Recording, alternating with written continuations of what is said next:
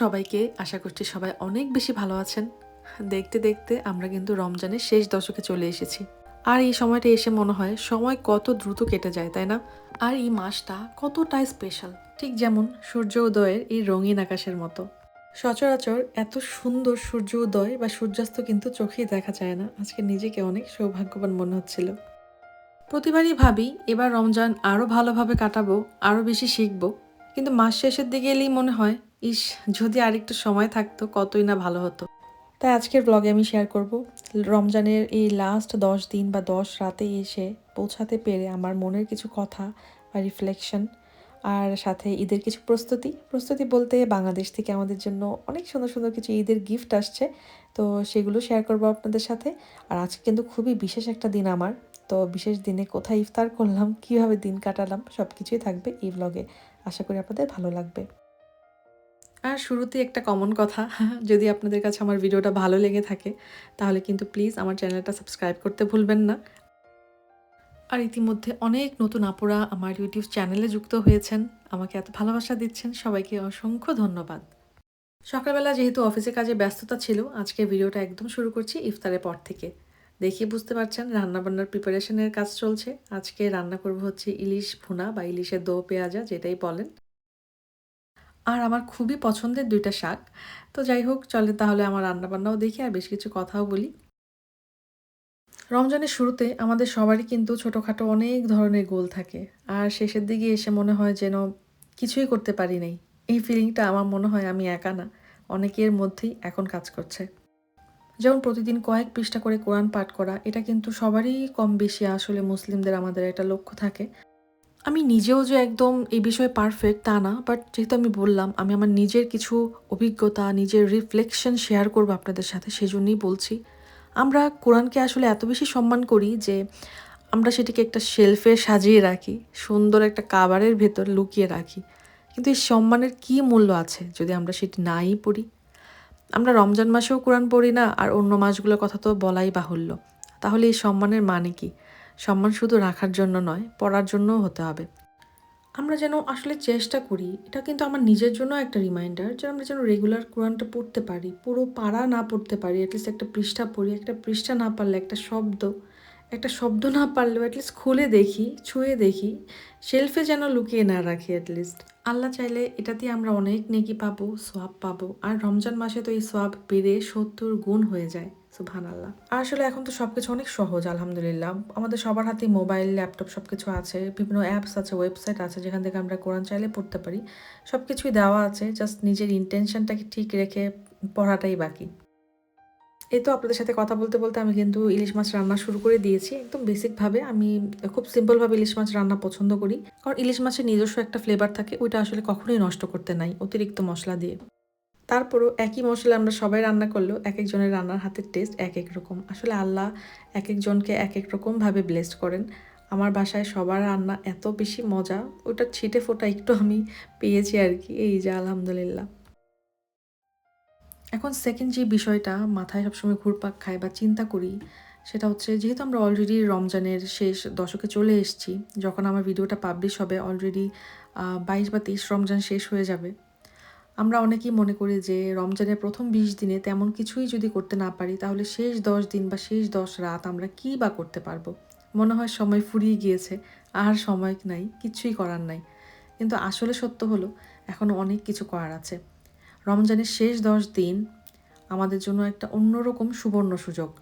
আমরা আমাদের ঘাটতিগুলো কিন্তু পূরণ করতে পারি, আমাদের ভুলগুলোর জন্য আল্লাহর কাছে মাফ চেতে পারি। মাফ করার মালিক আল্লাহ। যে জানা অজানা বা তো ভুল করে থাকি না কেন, মাফ করবে না আল্লাহ। কে কি বলল তাতে আসলে কিছুই আসে যায় না। আর এই শেষ 10 রাতেই কিন্তু রয়েছে হাজার রাতের চেয়ে উত্তম একটি রাত, লাইলাতুল কদর।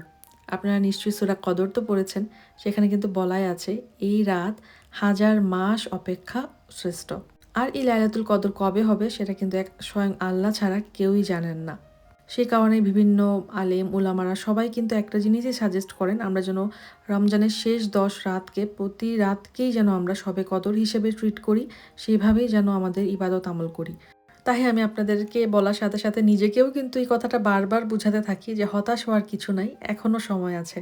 কারণ আমরা যারা গৃহিণীরা আছি বা বাইরে জব করি যারা, বা যেসব মায়েরা আছেন সংসারের দায়িত্ব পালন করেন, ছোট ছোট বাচ্চা আছে, তারা দেখা যায় যে অনেক সময় আমরা মানে ইবাদত মন মতো করতে না পারলে মন খারাপ করি বা চিন্তা করি যে কিভাবে কাটিয়ে ফেললাম রমজানটা। তো তাদের জন্য একটাই কথা, আমি নিজেকেও সেটা রিমাইন্ডার দিই সবসময় যে প্রতিদিনের কাজও কিন্তু আমাদের ইবাদতের মধ্যেই পড়ছে, যদি আমরা সেটা সঠিক নিয়তে করি। আমি যদি মনে করি যে আমি আমার পরিবারের জন্য রান্না করছি, পরিবারের জন্য পরিষ্কার পরিচ্ছন্ন রাখছি সব কিছু, সন্তানদের দেখভাল করছি, এইসব সবই কিন্তু আল্লাহ সন্তুষ্টির জন্য, তাহলে এই কাজগুলো ইনশাল্লাহ আল্লাহ ইবাদতে পরিণত করে দিবেন, কারণ সব কিছুর মালিক একমাত্র আল্লাহ তাআলা। আর আমি কিন্তু আমার রোজার প্রথম ব্লগটাতে এরকম আরও অনেক কথা আপনাদের সাথে শেয়ার করেছি, চাইলে আপনারা সেই ব্লগটাও দেখতে পারেন। আশা করি আপনাদের কাছে ভালো লাগবে। আর আমি জানি আপনারা হয়তো সবাই এখন এই দোয়াটা জানেন বা এই দোয়াটার বিষয়ে জানেন, বাট স্টিল নিজেকে মনে করিয়ে দেওয়ার জন্য হয়তো বলছি, অথবা নতুন কেউ যদি আজকে আমার ভিডিও দেখে থাকেন বা এই ব্যাপারে না জেনে থাকেন, তিনি যদি জানতে পারেন আলহামদুলিল্লাহ। তো আমরা সবাই কিন্তু চিন্তা করি যে আমাদের জীবনে যত ভুল আছে, যত পাপ আছে, এগুলো যদি আমরা একদম ডিলিট করে দিতে পারতাম, মানে কোনো ট্রেস না থাকুক, কোনো প্রমাণ না থাকুক। এটার জবাবেই কিন্তু হয়তো আল্লাহ রাসূল আমাদেরকে একটা দোয়া শিখিয়ে দিয়েছেন, আল্লাহুম্মা ইন্নাকা আফুউন তুহিব্বুল আফওয়া ফাফু আন্নি। ক্ষমা দুই ধরনের হয়, মাগফিরা আর হচ্ছে আফু। তবে দুটার মধ্যে কিন্তু রয়েছে অনেক পার্থক্য। পার্থক্যটা কেমন? মাগফিরাতে আল্লাহ আমাদের ভুলটা ক্ষমা করে দিবেন ঠিকই, কিন্তু সেটা কিন্তু স্টিল আমাদের আমলনামায় থাকবে।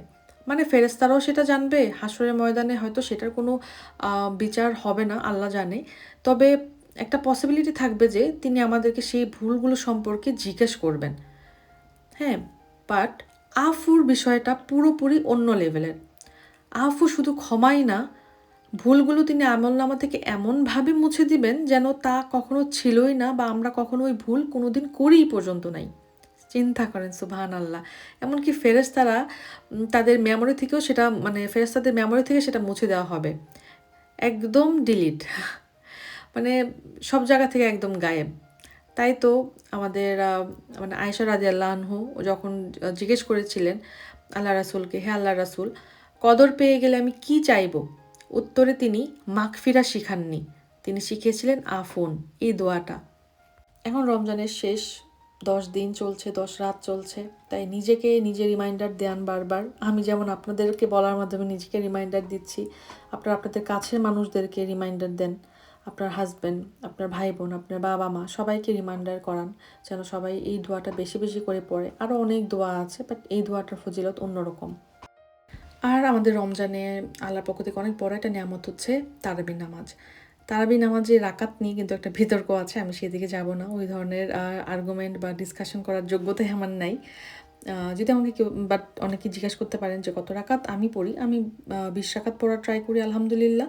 কারণ রমজান মাস একটা মাত্র মাস, একটা মাসে যত ইবাদত করবো ততই কম, আমার কাছে সবসময় এটাই হচ্ছে যুক্তি। আর এই তো আমার কিন্তু রান্নাবান্নাও একদম শেষ। খুবই মজা করে একদম শুকনা করে লাল শাক ভাজি করেছি। আমরা এরকম শুকনা শুকনা করে খেতে অনেক পছন্দ করি। আর এখানে পাশের চুলায় হচ্ছে একদম মজা করে মাখো মাখো ঝোলে পুঁই শাক দিয়ে চিংড়ি মাছ। এটা আমার সবচাইতে ফেভারিট একটা, মানে ভাতের সাথে খাবার জন্য তরকারি। এত বেশি মজা হয়, আর যেহেতু তাজা পুঁই শাক দিয়ে রান্না করছি, এটার টেস্ট অন্য লেভেলের। আমাদের এখানে তো আসলে বাংলাদেশি সবজি তাজা পাওয়া যায় না, ফ্রোজেনটাই রান্না করি। তাই যখন তাজা সবজি রান্না করি সেটার টেস্ট আসলে এত ভালো হয় আলহামদুলিল্লাহ। আর এইভাবে রান্নাবান্নাও তো চলবে, রান্নাবান্নার আগে, রান্নাবান্নার পরে, খাওয়া দাওয়ার পরে থালা বাসন ধোয়াধুয়ি, ক্লিনিং, এগুলো তো আসলে একটা নন স্টপ চলমান প্রক্রিয়া, শেষ হওয়ার কোনো নাম নাই। প্রতিদিনের ছোট ছোট কাজ, সেটা ছেলে মেয়ে ভেদে যেটাই হোক না কেন, যার যার ব্যক্তিগত জীবনের এইসব কাজ আমাদেরকে কিন্তু আসলে কৃতজ্ঞতা শেখায়। অনেক সময় আমরা অভিযোগ করি আমাদের কাজের পরিমাণ নিয়ে, এত ব্যস্ততা, এত কিছু, সব কিছু নিয়ে, কিন্তু আমরা এটা ভাবি না যে আলহামদুলিল্লাহ আমাদের কাছে এই যে ব্যস্ত হওয়ার জন্য সময়টা আছে, খাবার আছে, কাপড় আছে, পরিষ্কার পানি আছে, এগুলো আসলে আল্লাহর অনেক বড় নিয়ামত। আমি যখন এগুলো গভীরভাবে চিন্তা করি তখন সত্যি মনে হয় যেন নিজেকে অনেক ছোট মনে হয়। কত মানুষ তো আসলে এগুলো থেকেও বঞ্চিত। তাই আমাদের উচিত সবসময় কৃতজ্ঞ থাকা আর আল্লাহর দেওয়া নিয়ামতগুলোর জন্য শুকরিয়া আদায় করা। এগুলো আসলে ভোলা উচিত না, কিন্তু আমরা ভুলে যাই। মানে তারপরও আল্লাহ আমাদেরকে যে সাথে সাথে শাস্তি দেন না, এটাই আল্লাহর কত বড় অনুগ্রহ আমাদের প্রতি। আর এভাবেই রমজান মাস কিন্তু আমাদেরকে কৃতজ্ঞতা এবং ধৈর্যের মূল্যও শিখিয়ে দিয়ে যায়। সারাদিন রোজা রেখে ইফতারের সময় এক গ্লাস পানি আর একটা খেজুর, এটার কদর যে কতটুকু সেটা ভালো মতো বোঝা যায়। তখন মনে হয় আমরা আসলে কত কিছু পেয়েও কৃতজ্ঞ হই না। যাই হোক, আসলে কথা বলতে বলতে মনের অনেকগুলো কথা আপনাদের সাথে শেয়ার করলাম। আশা করি আপনাদের কাছে ভালো লেগেছে। ভালো না লাগলে আমি আন্তরিকভাবে দুঃখিত। আপনাদের নিজের জীবনে কী অভিজ্ঞতা বা আপনারা কী শিখেছেন বা আপনাদের কোনো মূল্যবান মতামত থাকতে চাইলে আমাকে কমেন্টে জানাতে পারেন। আমি জানলে অনেক বেশি খুশি হব। আমার সত্যি এই ধরনের কমেন্ট পড়তে অনেক বেশি ভালো লাগে। দেখেন, কথা বলতে বলতে আপনাদেরকে বলাই হয় নাই, আর আমি পরের দিন সকালবেলা চলে আসছি। আসলে আজকে ছুটির দিন আমার, সাপ্তাহিক বন্ধ না। অফিসে আমার বেশ কিছু ছুটি জমে গিয়েছিল, ভেবেছি এগুলো রোজাতে আমি একটু একটু করে কাটাবো, যাতে রোজার মাসটা একটু রিল্যাক্সে কাটানো যায়, অফিস আদালতের প্রেশার ছাড়া আর কি, ইনশাল্লাহ। আর সকালবেলা থেকে তো আমি খুবই এক্সাইটেড। ট্র্যাকিংয়ে দেখাচ্ছে যে বাংলাদেশ থেকে আজকে আমার পার্সেলটা ডেলিভারি হবে। আমার ফ্যামিলি থেকে বেশ কিছু ঈদের কাপড় চোপড় কিনে দিয়েছে আমাদের জন্য, তো সেগুলোই আসবে। তো এগুলো দেখার জন্য তো মানে কি বলবো, অপেক্ষা যেন শেষই হচ্ছিল না। এটা একটা অন্যরকম ফিলিং। রোজার আগে আমি পুরো বাসা ভালো মতো ডিপ ক্লিন করে নিয়েছিলাম, আর রোজার মধ্যে আমি একদিন দুই দিন পর পর একটু মোছামুছি করে নিচ্ছি। সেজন্য আসলে তেমন কোনো আহামরি ডিপ ক্লিনিংয়ের ঈদের সময় প্রয়োজন হচ্ছে না আর কি, আলহামদুলিল্লাহ। যদিও বাসাবাড়ি তো ময়লা হবেই, আর সেটা যদি রেগুলারলি একটু করে ক্লিন করে নেওয়া যায়, দেখবেন আপনার প্রেশারও অনেক কমে যাবে। আর এই যে কাপড়গুলো গতকালকে আপনাদেরকে নিয়ে একসাথে ওয়াশিং মেশিনে দিয়েছিলাম, অলরেডি কিন্তু শুকিয়ে গিয়েছে। আমি ইলেকট্রিক হিটারটা বন্ধ করে দিয়েছি। কি সুন্দর রোদ উঠেছে, বাকিটা চিন্তা করছি রোদেই একদম যেন শুকিয়ে যায়। আমরা বাসায় যেহেতু মাত্র ২ জন মানুষ থাকি, মনে হয় যেন কোনো কাজই নাই, তাই না? কিন্তু বিশ্বাস করেন, বাসায় কাজের কোনো অভাব নাই। কাজ করতে চাইলে প্রচুর কাজ থাকে। আর আমরা ২ জন চেষ্টা করি ভাগাভাগি করেই কাজগুলো একটু করতে। স্পেশালি বেশি ভারী কাজ হলে সেটা আমার হাসব্যান্ডই হেল্প করে, আলহামদুলিল্লাহ। আর এছাড়া ঘরের টুকিটাকি কাজ আমি একাই করতে স্বাচ্ছন্দ্য বোধ করি। আর এই তো জামা চলে আসছে। কি যে এক্সাইটেড আমি! আমি জানি না আপনারা ফিল করতে পারছেন কিনা। মানে যদি কোনো প্রবাসী আপু দেখে থাকেন, আপনারা আই গেস মানে জিনিসটা অনুভব করতে পারবেন যে আমার এই মুহূর্তে কতটা খুশি লাগছিল। কমেন্টে জানাতে ভুলবেন না কিন্তু আপনাদের কাছে কোন ড্রেসটা সবচেয়ে বেশি পছন্দ হয়েছে। এগুলো কিন্তু সবগুলোই আমার বোন, আমার খালামণি, আম্মু সবাই কিনে পাঠিয়েছে। আমি আসলে কখনোই খুব একটা রেডিমেড জামার ফ্যান না। আমার সবসময় গজ কাপড় কিনে লেস বসিয়ে এইভাবে জামা বানাতে অসম্ভব পছন্দ ছিল। স্পেশালি ঈদে এটা আমার ফেভারিট একটা অ্যাক্টিভিটি ছিল। খুব এফোর্ট দিতাম আমি এটার পিছনে। আর এরকম সুন্দর করে জামা বানিয়ে বন্ধু মহলে অনেক প্রশংসাও কুড়িয়েছি, আলহামদুলিল্লাহ। ওইটা এখন খুব বেশি মিস করি। আর এখন তো জাস্ট কি বলবো আর, ফোনে ফোনে বলতে হয় হ্যাঁ এটা পছন্দ হয়েছে, ওইটা পছন্দ হয়েছে। মানে দেখে কিনতে পারছি না আরকি। এই ড্রেসটা আমাকে আমার খালামণি গিফট করেছে। এইটার কালারটা অসম্ভব সুন্দর সামনাসামনি। মানে ছবিতে কতটুকু বোঝা যাচ্ছে আমি জানি না, বাট খুবই সুন্দর। আর এইটা অনেক দিন পর একটা চুনরি ড্রেস। মানে কি বলবো, আমার চুনরি প্রিন্টেড ড্রেস অনেক পছন্দের। এটা আমাকে আমার ছোট বোনের শাশুড়ি গিফট করেছে। অসম্ভব সুন্দর হয়েছে জামাটা আন্টি, আর জামাগুলো বানানো অনেক সুন্দর হয়েছে। আর এই ড্রেসের কালার কম্বিনেশনটা আমার খুব বেশি পছন্দের, স্পেশালি গ্রে কালারটা অনেক সুন্দর। আমার আসলে এবার ঈদের ড্রেস কেনার কোনো ধরনেরই প্ল্যান ছিল না, কারণ আমি বাংলাদেশ থেকে আসার সময় অনেকগুলো জামা বানিয়ে নিয়ে আসছি। বিশ্বাস করেন, তার মধ্যে 50% জামা আমার এখন পরা হয় নাই। তো আমি লাস্ট ঈদ থেকে সবগুলো জামা একটু একটু করে রিপিট করে করে পরছি। কারণ যেহেতু আমার কাছে অলরেডি জামা আছে, নতুন জামা কেনার প্রশ্নই আসে না। আমার যদিও জামা কাপড় কিনতে খুব ভালো লাগে, বাট যেখানে দরকার নেই সেখানে আমি একদমই কিনি না। কিন্তু এগুলো যেহেতু আমাকে গিফট পাঠানো হয়েছে, তাই আমি অনেক বেশি খুশি। আর চেষ্টা করবো আর কি ইনশাল্লাহ সামার আসলে পরতে, কারণ আমাদের এখানে এখনও অনেক ঠান্ডা। এত কোট টোট পরে না, এত বড় বড় জ্যাকেট পরে আসলে সালোয়ার কামিজ পরার ইচ্ছা করে না আসলে। আর যখন ওয়েদারটা ভালো হবে ইনশাল্লাহ আমি পরবো, আর আপনাদের সাথে অবশ্যই শেয়ার করবো ইনশাল্লাহ। ঈদে জামা বানানোর সময় টেলাররা কিন্তু সবসময় উল্টাপাল্টা করে, কিন্তু এবার আমার কপাল আলহামদুলিল্লাহ ভালো ছিল। আমার বোনের টেলারটা খুবই ভালো, অনেক সুন্দর করে প্রত্যেকটা জামা বানিয়েছে। কমেন্টে জানাতে ভুলবেন না কিন্তু আপনাদের কাছে কোন ড্রেসটা বেশি পছন্দ হয়েছে বা আপনাদের কোন কালারের ড্রেস এবার ঈদে নিয়েছেন। আর আমি বেশ কিছু হিজাবি স্কার্ফও কিনেছি, যেহেতু আমি মাথায় স্কার্ফ পরি, হিজাব করি। তো বিভিন্ন কালারের কিনেছি, যাতে সব ধরনের কাপড়ের সাথে যায়। আর আমি বাংলাদেশ থেকে কিনতেই পছন্দ করি। আমি আসলে এই দেশে অনেক সিল্কের বা জর্জেটের স্কার্ফ পাওয়া যায়, আমি আসলে ওগুলো পরে কমফোর্টেবল ফিল করি না, তাই আমার আসলে কেনা হয় না। আর ফেব্রিকগুলোও কেন জানি ভালো লাগে না, আর দামও একটু বেশি থাকে, মানে অতিরিক্ত প্রাইস। আমি বাংলাদেশ থেকে যেহেতু এবার সুযোগ পেয়েছি নিয়ে আসা, তাই নিয়ে আসলাম। আর এখানে হচ্ছে আমার নামাজের হেজাব আমাকে আমার বড় বোন বানিয়ে দিয়েছে, অনেক সুন্দর হয়েছে এবার। প্রত্যেক দুইটা নামাজের হেজাব, একটা একদম ব্ল্যাক কালার আর একটা হচ্ছে ব্ল্যাকের মধ্যে মাল্টি কালার ফ্লাওয়ার, খুবই সুন্দর। আর মানে কি বলবো, অনেক বেশি পছন্দ হয়েছে আমার। আর আমার হাজব্যান্ডের জন্য পাঞ্জাবি, পায়জামা, তারপরে আমার আঙ্কেল কিনে দিয়েছে একটা টুপি।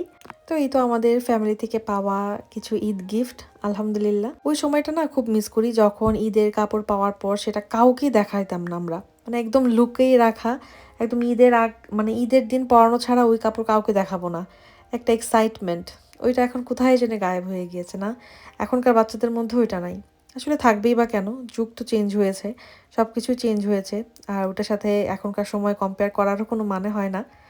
তো যাই হোক, সব কিছুর সাথেই মানে মানানসই করে চলাটাই হচ্ছে ভালো দিক। জামা কাপড় ট্রায়াল ট্রায়াল দিলাম, সব কিছু মিলে তো মন অনেক বেশি ভালো। আর এখন চলে আসছি ইফতারি ভাজতে। আর আজকে যেহেতু আমার খুব বিশেষ একটা দিন, ভিডিও শুরুতেই বলেছি, আর দিনটা হচ্ছে আমার জন্মদিন।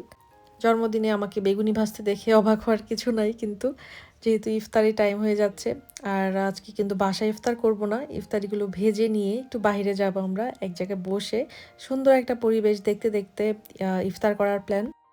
জন্মদিন বা অ্যানিভার্সারি এগুলো নিয়ে আসলে আমাদের খুব বড় কোনো প্ল্যান থাকে না, যে একদম বড় পার্টি দিব, অনেক মানুষ দাওয়াত দিব, এগুলো আসলে করা হয় না আমাদের। হয় আমরা নিজেরা বাসায় মজা রান্নাবান্না করে খাওয়া দাওয়া করি, অথবা দুজন একসাথে দূরে কোথাও ঘুরতে চলে যাই। যেহেতু এখন রমজান মাস চলছে, তাই আসলে বাইরে তো আসলে ট্যুর দিচ্ছি না, কিন্তু চিন্তা করলাম অ্যাটলিস্ট আমাদের আশেপাশে সুন্দর কোনো একটা জায়গায় বসে আমরা একসাথে ইফতার করতে পারি।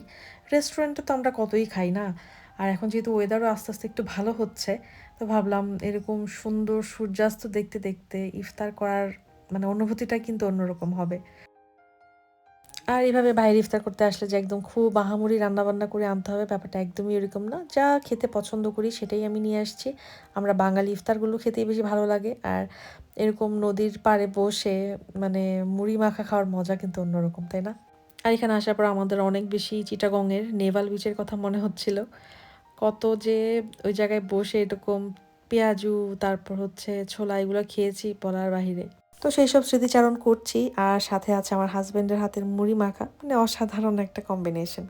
আপনারা কি মুড়ি মাখায় জিলাপি দেন?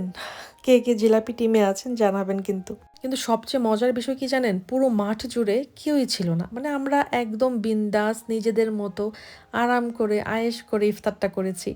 এতে ইফতার করার পর আমরা সব কিছু ক্লিন করে নিচ্ছি, আলাদা করে আমরা ট্র্যাশ ব্যাগ নিয়ে আসছি ময়লা ফেলানোর জন্য। তো সব কিছু এটাতে ভরে নিব, যাতে আলাদা করে ডাস্টবিনে ফেলে দিতে পারি। এই দেশে এগুলো নিয়ে খুব সিরিয়াস, বাংলাদেশেও কিন্তু আস্তে আস্তে হচ্ছে। আপনারা চেষ্টা করবেন কোথাও গেলে নিজেদের আশপাশটা পরিষ্কার রাখার জন্য। ইফতার পর বাসা যেতে যেতে আমাদের মাগরিবের ওয়াক্ত থাকবে না, তাই আমরা কিন্তু নামাজটা এখানেই পড়ে নিয়েছি। এত সুন্দর একটা পরিবেশে মাগরিবে নামাজ পড়ার অভিজ্ঞতা আমার আগে কখনো হয়নি। নামাজের ক্লিপ তো আর শেয়ার করলাম না, জাস্ট ছোটো করে একটু বললাম, যাতে কারো কনফিউশন না হয় যে ইফতার করলাম, নামাজ কেন পড়লাম না।